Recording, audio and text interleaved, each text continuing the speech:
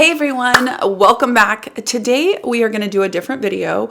We are actually going to do my most expensive fails so far this year. These are all things that I have never spoken about, that I was testing out or trying that failed me. And some of them I know are going to be super unpopular opinions because other people who I follow and love some of this stuff, but I gotta tell you that some of this stuff really missed the mark. We do have some skincare, of course. We also have some hair, and then I have some makeup. And some of these things are probably gonna be a little bit surprising, so let's get into it. We're gonna start with hair.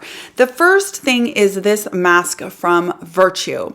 Now, this may be surprising to some people because I did a video back around Christmas, and I was talking about how I was picking up all this Virtue stuff. I was so excited, and as a brand overall, I really do like Virtue. I love their, I think it's called Rescue. Their Rescue shampoo is fantastic. I also really like a leave-in conditioner from them. So they definitely have some products that I think are great. This mask is not terrible by any means. It smells really good. What is really terrible about it is that it's $68 for this bigger one.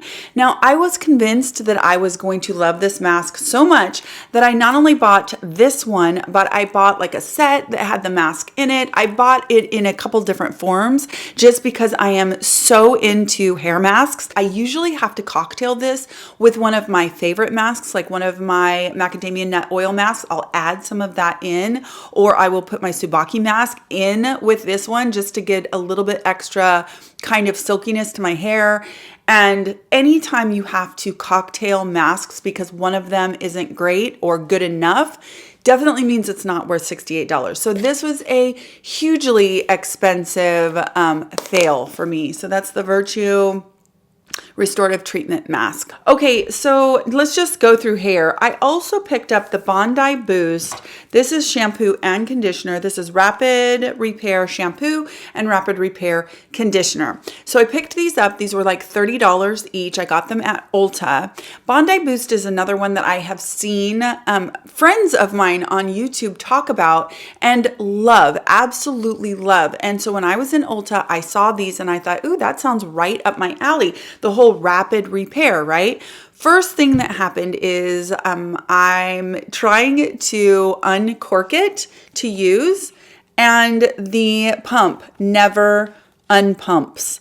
I don't know about you guys, but that drives me crazy. And I sat and I did every variation of twisting and turning and holding and pulling. I did all of it, and it absolutely never came undone. And you know, there might be some really simple right in front of my face solution, but I can't seem to figure it out. And I've been a hairstylist since 2003. So I don't know. That was the immediate, that was the first thing that immediately irritated me, is that the pump didn't work. So I had to open up the product and get the shampoo out this way, which is annoying. I mean, it just is. That's annoying when the functionality of the actual packaging doesn't work. And I was kind of surprised because the shampoo is clear. And a lot of times I find that shampoos that have a little bit of creaminess to them, a creamy look or whatever, often are a little bit more appropriate for dry hair, color treated hair, blonded hair, you know, damaged hair. But a really clear shampoo is often lacks some of those emollients or moisturizers, etc., and can be a little bit more drying. That's what I found from this one. It actually dried the heck out of my hair. I mean, I could tell right away when I was washing my hair, when I rinsed it, that my hair felt too squeaky clean. Like it felt kind of, and everything was sort of matted together and stuff. And I thought, oh, that's not good. That means that I have to really condition my hair in order for it to come back from the shampoo. And for me, as somebody with color treated hair that is naturally curly, that has a lot of frizz, split ends, it's obviously treated both. It's gone blonde, now it's going back dark. And I can't afford for my hair to get really matted up, and then I can't brush through hair like that, nothing, or I will break my hair. So the shampoo is definitely a fail for the packaging, and then also for the actual shampoo. I did not care for it at all. And I definitely did not feel like Rapid Repair was an appropriate name at all. Okay, so there's that one. Then I got to the conditioner. Now, there wasn't anything necessarily wrong with the conditioner. It just wasn't that great. It certainly isn't rapid repair, but I couldn't get the pump to open either. And so, of course, now I'm starting to think, is this operator error? Like, what the heck? Why can't I get these pumps to open? If you have these and you know how to open the pump, I'd be curious to know if I'm just being really kind of dumb right now and I can't figure this out. Anyway, so I opened this one up. Well, the conditioner is relatively thick, and so getting the conditioner out without the pump is kind of challenging. So, and these don't squeeze really well. So I sat there and fought with the conditioner until I got enough into my hand to actually use it.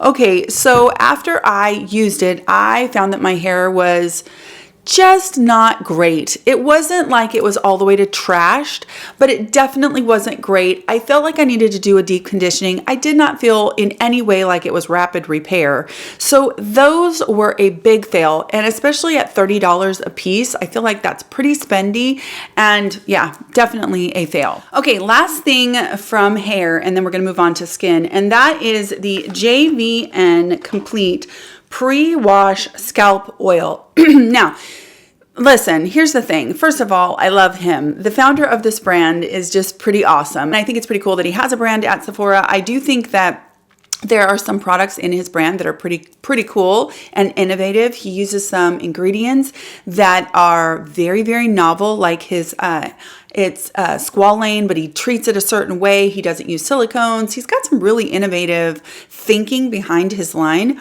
The problem with this one is that when I used it before shampooing, I used it almost every time I shampooed for, I don't know, maybe a week, and right before I washed my hair. So you put it in, you leave it in for up to 15 minutes or around 15 minutes, and then you wash your hair and you go on with your normal routine. And when I used this, I did my normal routine, my normal stuff that I know that I love and all of that. This was the only thing that was different. What happened was my hair got so incredibly dried out, you guys, after about a week of this. I can't even explain it. I actually looked in the mirror one day and I had flyaways everywhere, and I was thinking, what the heck is going on with my hair? I really couldn't put my finger on why my hair looked so bad, like so bad. And then I realized, now here's the thing. This isn't actually such a bad product. I think what it is the usage.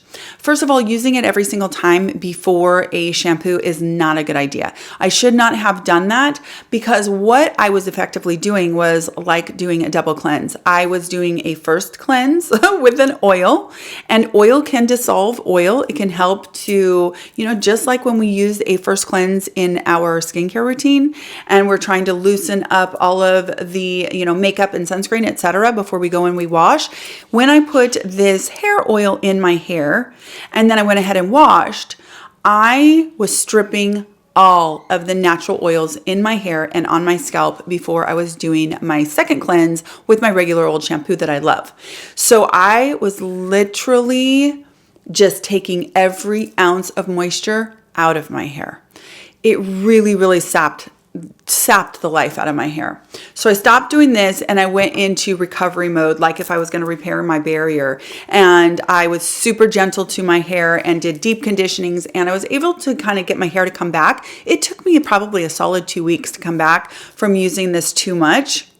But my caution to you is with these hair oils, these scalp oils, is to not overuse them.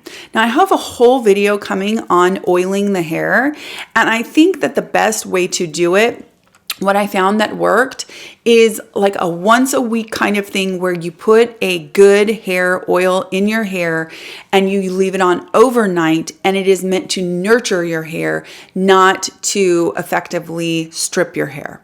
Now, I don't think that this one is meant to strip your hair, but that is exactly what it ended up doing to my hair. So cautionary tale is to not overuse these pre-shampoo products, because think about them just like double cleansing. Think about them that way, and what double cleansing does for our skin and how it can really, kind of loosen up all the oil-based stuff. This can loosen up all the oil that's in your hair and on your scalp, and then you wash it away with your shampoo. Not good. So this was another expensive fail for me. Okay, skincare. Back, I don't know, probably around the first of the year, I was going to do a little bit of content on CBD. Now, it is not my forte. I am not, an expert when it comes to CBD. I learned so much from talking to other people, but I ended up picking up something called the Afterglow from the brand Prima. Now, this is a cream that is supposed to be incredibly reparative. It's supposed to really, really help your skin if you're having, barrier issues, or if you're finding that you have irritations. Now, it contains in it, let's see, I'm going to tell you what this says, you guys. It says that it says replenish and revitalize skin with our restorative cream infused with an age-defying blend of antioxidants, amino acids, and our whole hemp plant extract with naturally occurring CBD. Our Ayurvedic adaptogen complex, including ashwagandha and butterfly ginger extracts, helps protect against stressors and restore balance, while our potent hyaluronic acid blend provides intense hydration for plump, luminous skin. All yours, a glow that's lit from within. Doctor formulated, clinically tested, hypoallergenic, vegan, cruelty-free, and gluten-free. Doesn't that sound amazing? Yes, it sounded amazing to me too.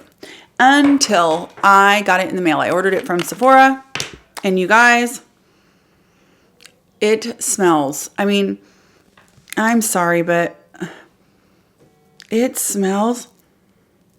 Oh man, I don't know. And I understand why it smells. And I probably should have expected it to smell.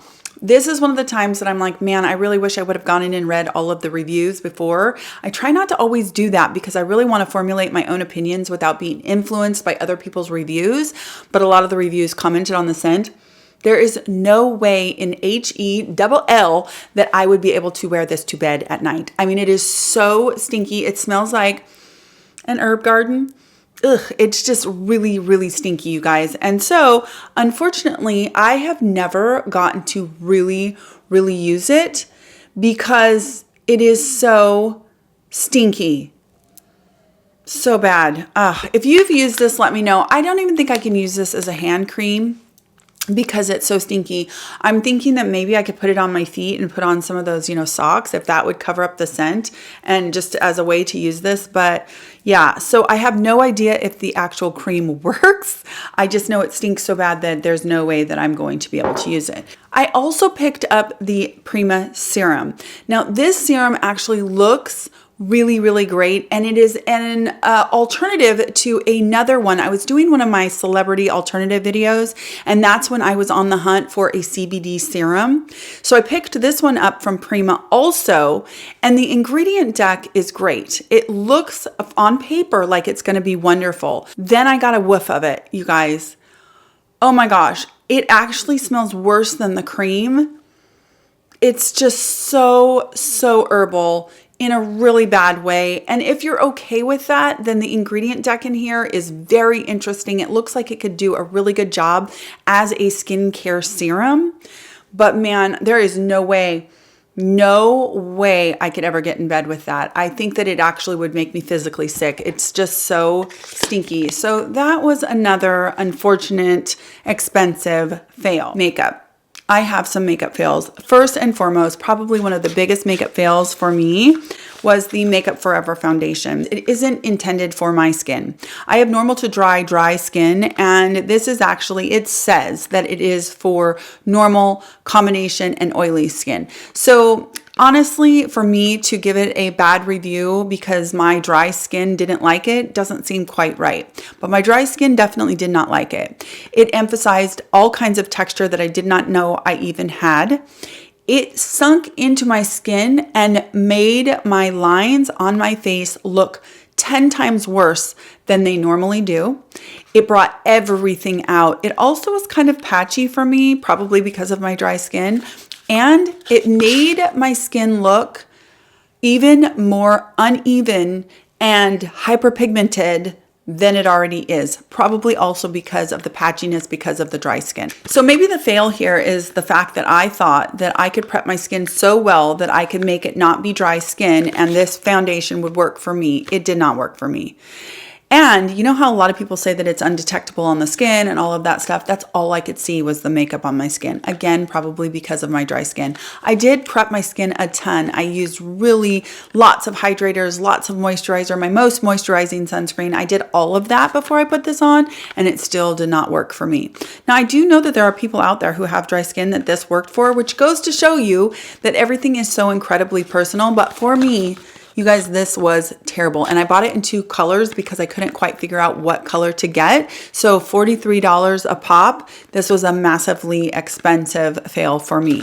So that is the new Makeup Forever HD Skin. No good for me.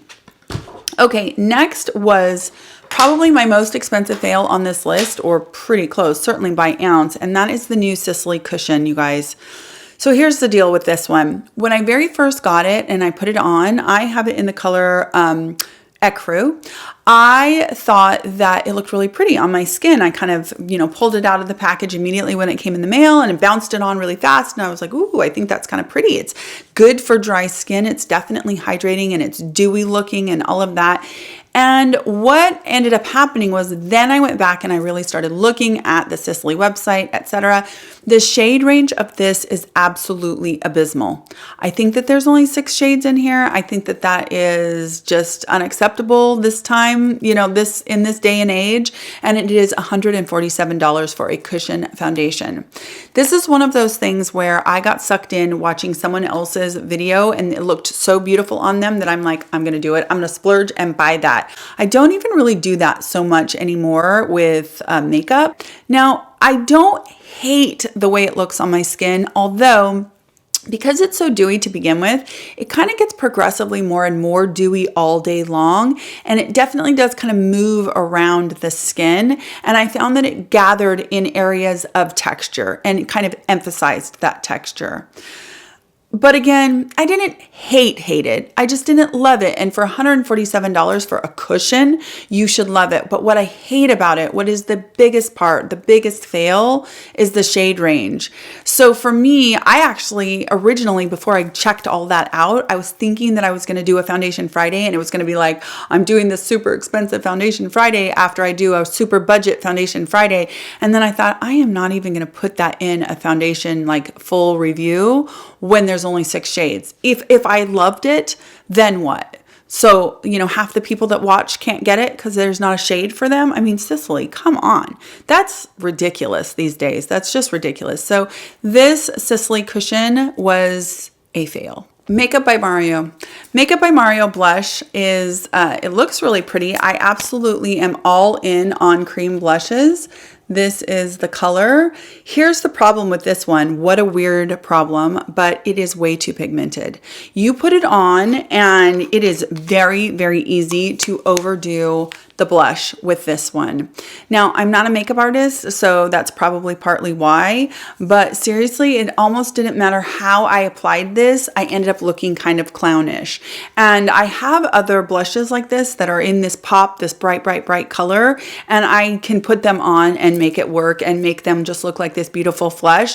This one, just too much pigment. And it's kind of funny because it's like, what's the point of that? I mean, who could ever possibly go through that much blush if you can't even put one dot and spread it around without looking like, wow, bozo? It's pretty crazy, you guys. So an odd reason to complain, but it is too pigmented. These would be so much prettier if they took the pigment down like 25%. They would be a lot more wearable and a lot more user-friendly. I wonder if they're just made for people who are actually makeup artists, who are going to be really proficient using a brush so they can apply it with kind of feather strokes and all of that. But if you're the average makeup user, that's not how you're using one of these. You're applying it probably straight to your skin and then trying to buff it in. Well, don't do that because it will look crazy. So I just never even pick it up again because it's one of those things where, you just ruined your entire makeup look because you made yourself into a clown. So next week, I hope that you will tune in to my favorites video. I decided that I'm only going to do favorites once a quarter this year. So I've got a few months of favorites to share with you guys, and I do hope you will tune in. I thank you so much for being here. I hope you'll subscribe before you go, and I will talk to you in my next skincare video. Take care.